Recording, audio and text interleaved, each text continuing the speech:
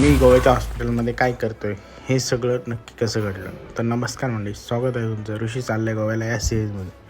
अभि म्हणाला प्रशांतला सोडून येतो आणि मग तुला घेऊन जातो, पण मी काय एकटाच बस स्टॉपकडे निघालो.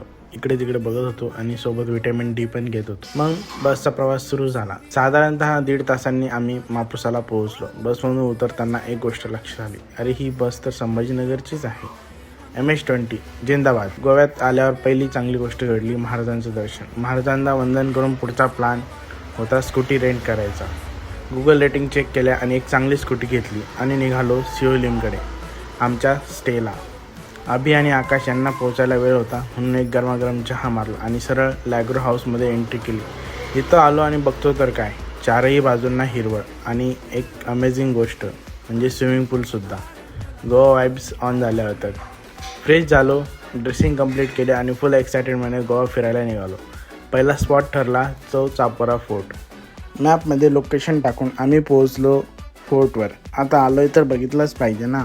वर गेल्यावर अचानक पुण्याच्या शनिवारवाड्याची आठवण झाली. मधोमध पडलेलं वास्तू आणि चारही बाजूंनी भिंत, सेम फिलिंग होती. आणि हो, हा तोच सीन आहे जिथे दिल चाहता है या मूवीची शूटिंग झाली होती.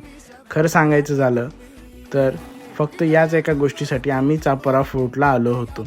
इतकं फिरून पोटात कावळे ओरडायला लागले म्हणून फोर्टला बाय बाय करून खाली उतरलो. A few moments later. आणि इथे स्टोरीला अचानक ट्विस्ट आला.